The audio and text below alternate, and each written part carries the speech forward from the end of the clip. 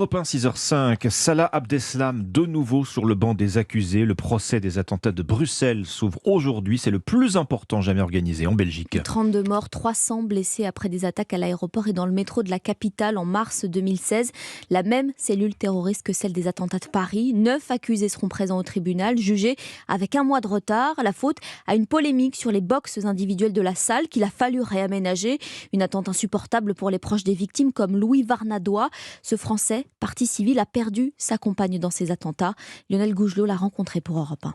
Quand il apprend l'explosion survenue dans le métro Malbec, Louis a tout de suite un mauvais pressentiment. Il sait que sa compagne Mie s'y trouvait, les lieux du drame étant interdits d'accès, c'est le début pour lui d'une longue attente. Ça arrivait le mardi et j'ai eu la confirmation de son décès le samedi soir, donc ça a pris un moment. Elle a été tellement défigurée que c'est peut-être un des éléments qui fait que ça a pris un peu plus de temps pour l'identification de son corps. L'enquête démontrera que la jeune femme ne se trouvait qu'à quelques mètres seulement du kamikaze dans le wagon. Plusieurs mois après le deuil, Louis sombre dans une dépression post-traumatique, crise de paranoïa, suivi psychiatrique. Le jeune homme, encore traumatisé, appréhende désormais ce procès avec angoisse. Surtout le face-à-face vis-à-vis des accusés, ça reste assez pénible à envisager. Pour moi, il n'y a aucun pardon possible. Et c'est vrai que la peine de Salah Abdeslam en France a été la perpétuité incompressible. J'espère qu'en Belgique, il y aura des sévérités, oui. Un procès qui, espère-t-il malgré tout, lui permettra de tourner la page et de poursuivre sa reconstruction. Lionel Gougelot, correspondant d'Europe 1 dans le Nord, le procès doit durer jusqu'en juin prochain.